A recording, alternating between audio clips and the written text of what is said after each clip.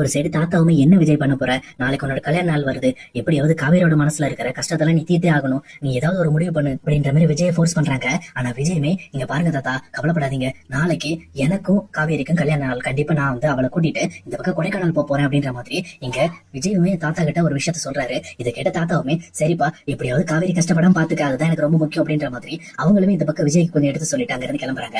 அதே நேரத்துல இன்னொரு பக்கம் இங்க காவேரி கிட்ட விஜயுமே போயிட்டு, இங்க பாரு, நாளைக்கு என்ன டேட்னு உனக்கு தெரியும் தானே, உன்னோட துணிமணி எல்லாம் பேக் பண்ணி எடுத்து வச்சுக்க அப்படின்ற மாதிரி எப்பவும் போல கொஞ்சம் டீஸ் பண்ணிட்டு அவருமே அங்க இருந்து கிளம்புறாரு. இன்னொரு பக்கம் காவேரியுமே, ஆமா இல்ல, நாளையோட அக்ரிமெண்ட் முடியுது, நான் என்னோட வீட்டுக்கு கிளம்பணுங்கிறதுக்காக தான் இவர் இப்படி பண்ணிட்டு இருக்காரு அப்படின்னு சொல்லிட்டு அவங்களுமே எதை பத்தியுமே யோசிக்காம ரொம்பவே சேட் ஆயிட்டு அவங்களோட துணிமணி எல்லாம் எடுத்து பேக் பண்ணிட்டு இருக்காங்க.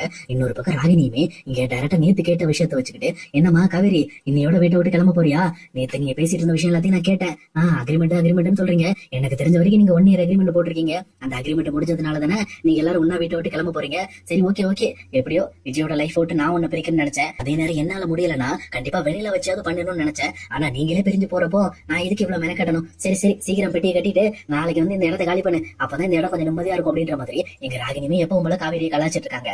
அதே நேரம் இங்க யமுனாவுமே நிவினோட டைரி எடுத்து பார்த்த உடனே அவங்களுக்கு பயங்கரமா ஷாக் ஆகுது. சொல்லப்போனா அவங்க கேஷுவலா தான் எடுத்து பார்த்திருப்பாங்க, ஆனா அந்த டைரியில இன்னையோட காவேரி என்னோட வந்து சேரும் நாள் அப்படின்னு சொல்லிட்டு நாளைக்கு டேட்டை போட்டு எழுதிருப்பாரு. இதை பார்த்த உடனே இந்த பக்கம் வந்து யமுனாக்கு என்ன பண்றதுன்னு தெரியல, என்ன இது இப்படி எழுதி வச்சிருக்காரு, அப்பனா இனிமே அவர் காவேரியை தான் நினைச்சிட்டு இருக்காரு அப்படின்னு சொல்லிட்டு ரொம்பவுமே கோவப்படுறாங்க.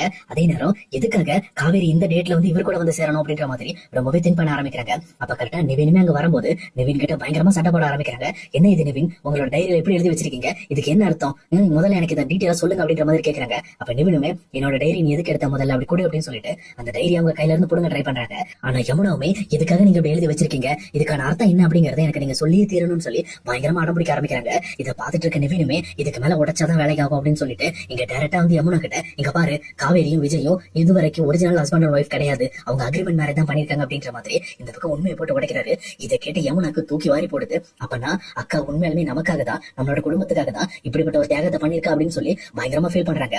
அதே நேரம் எனக்கு ஒண்ணு சுத்தமா பிடிக்காது யமுனா, எனக்கு காவேரியை தான் பிடிக்கும் அப்படின்ற மாதிரி இங்க நிவினுமே தான் மனசுல இருக்கிற ஆசையை போட்டு வெளியில உடைக்கிறாரு. இதை கேட்டவொடனே இந்த பக்கம் வந்து யமுனாக்கு என்ன பேசுறதுன்னு தெரியல. அதை விட முக்கியமா இப்படிப்பட்ட ஒரு துரோகத்தை பண்ண விஜய் நம்ம சும்மா விடக்கூடாது. அது மட்டும் இல்லாம இவ்வளவு பெரிய விஷயத்த மறைச்சி இந்த பக்கம் இன்னுமே விஜய் வீட்டுல வாழ்ந்துட்டு இருக்கிற காவேரி போய் நம்ம பாக்கணும் அப்படிங்கிறதுக்காக ரொம்பவே வேகமா டைரக்டா தன்னோட அம்மாவை பாக்குறதுக்காக இங்க குமரனோட டைலர் ஷாப்புக்கு போறாங்க.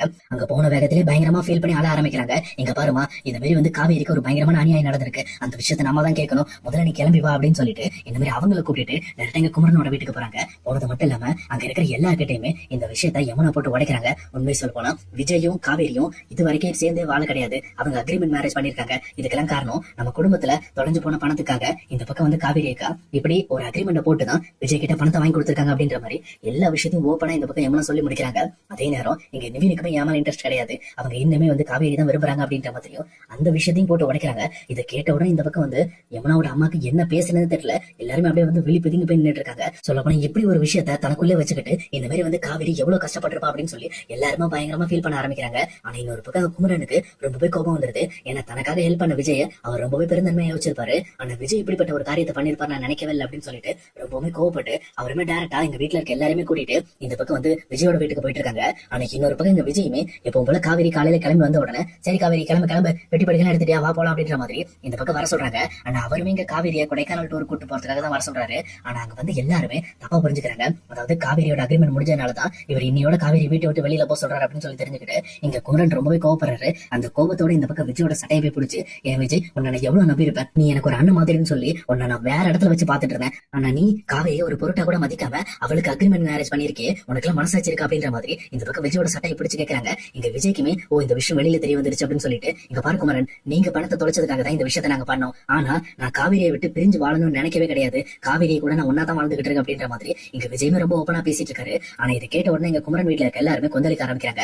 அதே நேரத்துல இங்க காவேரியுமே கண்டிப்பா வந்து விஜய் இந்த விஷயத்துல என் குடும்பத்தை எதிர்த்து பேசிடக்கூடாது, அவங்களை ரொம்ப கஷ்டப்படுத்தக்கூடாதுன்னு சொல்லிட்டு இங்க காவேரி பேச ஆரம்பிக்கிறாங்க. இங்க பாருங்க, நான் தான் இதுக்கெல்லாம் காரணம், சொல்ல போனா என் மேலதான் தப்பு, அவர் மேல எந்த ஒரு தப்பும் கிடையாது, தயவு செஞ்சு விஜய் மேல இருந்து கையெடுத்துருங்க மாமா அப்படின்னு சொல்லிட்டு இங்க குமரனை கையெடுக்க சொல்றாங்க. அது மட்டும் இல்லாம எனக்கு அக்ரிமெண்ட் முடிஞ்சிருச்சு, நாங்க போட்டது மாதிரி நாங்க இப்ப பிரிஞ்சுக்கிறோம்னு சொல்லிட்டு இந்த பக்கம் காவேரியுமே தன்னோட பெட்டி படுக்க எல்லாத்தையும் எடுத்துக்கிட்டு அங்க விஜயோட வீட்டை விட்டு வெளியில போறாங்க. ஆனா விஜயுமே, காவேரி ஒரு நிமிஷம் இரு அப்படின்னு சொல்லிட்டு இந்த பக்கம் அவங்களை ஸ்டாப் பண்ண ட்ரை பண்றாங்க. ஆனா காவேரியுமே இதை பத்தியுமே கேட்காம தன்னோட பேக் பெட்டி படுக்க எல்லாத்தையும் எடுத்துக்கிட்டு அந்த வீட்டை விட்டு வெளியில போயிடுறாங்க. இதை பார்த்துட்டு இருக்க தாத்தாக்குமே என்ன சொல்றதுன்னே தெரியல, என்னடா இப்படி பண்ணி வச்சிருக்க அப்படின்ற மாதிரி அவங்களுமே பயங்கரமா ஷாக்காய் போய் நிக்கிறாங்க.